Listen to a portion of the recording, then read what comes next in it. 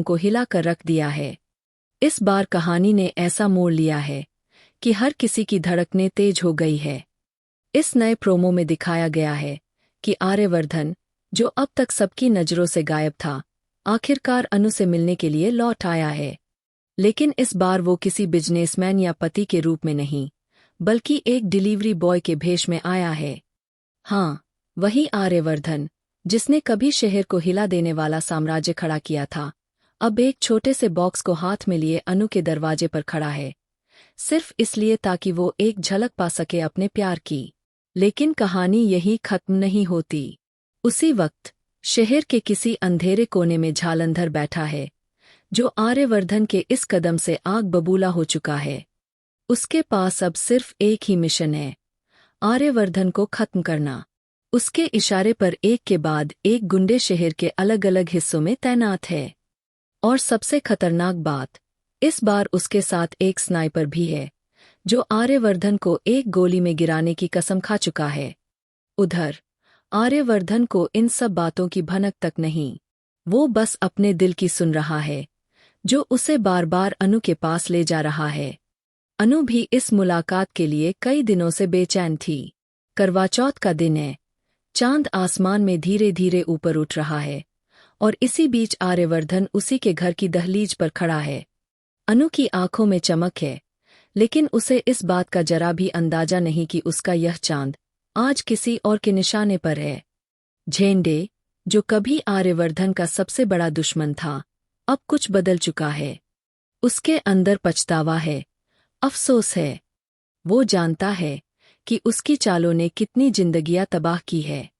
इसलिए इस बार उसने एक ऐसा प्लान बनाया है जिससे आर्यवर्धन को कोई नुकसान न पहुंचे। लेकिन किस्मत का खेल देखो, जब वो अपनी टीम को भेजता है आर्यवर्धन की सुरक्षा के लिए, तभी सब कुछ गड़बड़ा जाता है। आर्यवर्धन सबको चकमा देकर उस जगह से निकल जाता है, और झेंडे के लोग एक फेक डिलीवरी बॉय को आर्यवर्धन समझकर बचाने की कोशिश करते हैं। जब झेंडे को एहसास होता है कि जिसे वो सुरक्षित समझ रहा था, वो तो कोई और है, उसके पैरों तले जमीन खिसक जाती है। अब आर्यवर्धन कहाँ गया? क्या वो अनु तक पहुंच पाया, या रास्ते में किसी ने उसका रास्ता रोक लिया? ये सवाल सबके मन में घूमने लगता है। इधर अनु करवा चौथ की पूजा में बैठी है। उसकी आंखें बार बार दरवाजे की ओर जाती है। वो जानती है आर्यवर्धन जरूर आएगा, चाहे किसी भी हालत में क्यों न हो। और अचानक दरवाजे की घंटी बजती है। अनु दौड़कर दरवाजा खोलती है, और सामने वही खड़ा है, वही मुस्कुराता चेहरा जिसकी उसने हर रात दुआ में ख्वाहिश की थी। अनु की आंखों से आंसू बहने लगते हैं। आर्यवर्धन कहता है, मैं लौट आया हूँ सिर्फ तुमसे मिलने। लेकिन उनकी ये खुशी कुछ पलों की ही होती है। तभी दूर की इमारत पर बैठे स्नाइपर की बंदूक चमकती है। एक लाल बिंदु आर्यवर्धन के सीने पर घूमता है। अनु कुछ महसूस करती है, उसका दिल जोर से धड़कता है। वो चीखती है, आर्या! और तभी झेंडे की कार तेजी से उस बिल्डिंग की तरफ बढ़ती है, जहां से स्नाइपर निशाना साध रहा होता है। अब यहां पर कहानी अपने क्लाइमैक्स की ओर बढ़ती है। एक तरफ आर्यवर्धन और अनु का मिलन, दूसरी तरफ मौत का साया। और सबसे बड़ा सवाल, क्या यह करवा चौथ अधूरा रह जाएगा, या अनु की दुआएं मौत को भी हरा देंगी? अगले ही सीन में दिखाया जाता है कि झेंडे पूरी ताकत से आर्यवर्धन तक पहुंचने की कोशिश करता है। वो अपने पुराने गुनाहों का प्रायश्चित करना चाहता है, लेकिन जालंधर की चालें उससे भी ज्यादा खतरनाक है। उसने एक नहीं, बल्कि 3 दिशाओं से हमला करवाया है। गोलियों की आवाजें गूंज उठती है, और हर कोई डर के मारे भागने लगता है।